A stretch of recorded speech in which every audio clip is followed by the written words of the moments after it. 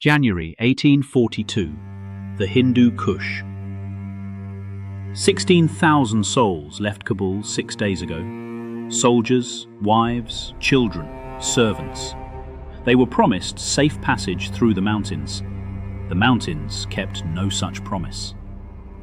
What you are watching is the death of an army, not in battle, in snow, in silence, in the space between one empire's arrogance and another's fury. This is the story of the worst British military disaster of the 19th century, and the one man who rode out of it alive. To understand how 16,000 people came to die in these mountains, you have to understand the map. By the 1830s, the British Empire controlled India, the jewel, the prize, the thing worth killing for. To the north, Russia was expanding, swallowing khanates, pushing south. And between them sat Afghanistan, ungoverned, unconquered, and directly in the path of both. The British called it the Great Game, as if empires were playing chess, as if the pieces weren't people. In 1839, Britain invaded Afghanistan. They marched into Kabul. They installed a puppet king. They told themselves the hard part was over. It wasn't. For 2 years, the British garrison lived in Kabul as if they were in Hampshire. They held cricket matches. They brought their families. Officers kept gardens. But outside the cantonment walls, Afghanistan was burning. Tribes united under Akbar Khan.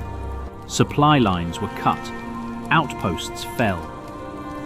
The British envoy, Sir William Brydon, was murdered during negotiations. His body displayed in the Kabul Bazaar.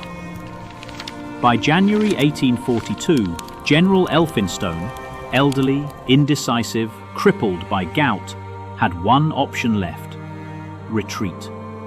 90 miles through winter mountains to the garrison at Jalalabad. Akbar Khan promised safe conduct. Elphinstone believed him. They left Kabul on January 6th, 4,500 soldiers, 12,000 camp followers, servants, families, merchants, anyone who feared what would happen if they stayed. The temperature was below zero. Most of the sepoys wore cotton uniforms. There was almost no food. The columns stretched for miles. Slow, exposed, impossible to defend. On the first night they made 5 miles. Hundreds had already collapsed from frostbite. The camp followers had no tents. They lay in the snow, and many of them did not get up. By the second day, Afghan fighters appeared on the ridgelines, not attacking yet, watching, waiting for the column to stretch thin enough. It didn't take long. The Kurd-Kabul Pass, 5 miles of narrow gorge, cliffs on both sides, hundreds of feet high. The column entered. The shooting started. Afghan marksmen fired from positions the British couldn't reach. Jalalabad rifles, longer range than the British muskets. The soldiers couldn't shoot back. They couldn't maneuver. They could only keep moving forward, stepping over the fallen.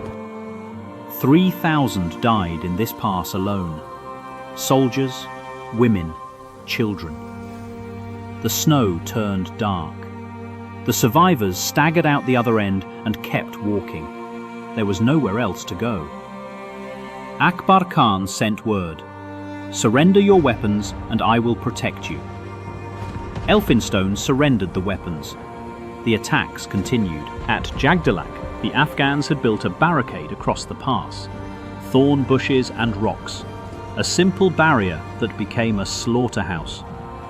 The remaining soldiers, starving, frostbitten, most without weapons, tried to force their way through in the dark. Some made it. Most didn't. Of the 16,000 who left Kabul, fewer than 200 were still moving. Officers who had commanded regiments now stumbled forward alone. The chain of command had dissolved. There was no army anymore. Only survivors. Gandamak, January 13th. 65 soldiers of the 44th Regiment of Foot made their last stand on a snow-covered hill. They had 20 muskets between them, 40 rounds of ammunition. When the ammunition ran out, they fought with bayonets, then with stones, then with their hands. A sergeant was offered the chance to surrender. He reportedly said, "Not bloody likely." They died on that hill, almost to a man. The 44th Regiment of Foot ceased to exist on a hillside that most of England couldn't find on a map. But one man was no longer with them, an assistant surgeon, wounded, mounted on a dying pony, riding west. Dr. William Brydon, assistant surgeon, Bengal Army. He rode through the final miles alone. His skull had been sliced open by a sword, saved only by a magazine he'd stuffed inside his hat. His hand was cut to the bone. His pony was bleeding from multiple wounds. When the sentries at Jalalabad saw him approaching, they asked the question that would haunt the British Empire for a generation. "Where is the army?" Brydon looked at them. "I am the army." 16,000 left Kabul. One European reached Jalalabad. Some prisoners were later recovered. A few sepoys filtered through over the following days. But the army, the regiments, the families, the column that stretched for miles, was gone. The mountains received them. The mountains kept them. 182 years later, the pass is quiet. Snow still falls on Gandamak. The wind still moves through the Kurd Kabul. And if you listen, really listen, you might hear what empires never do.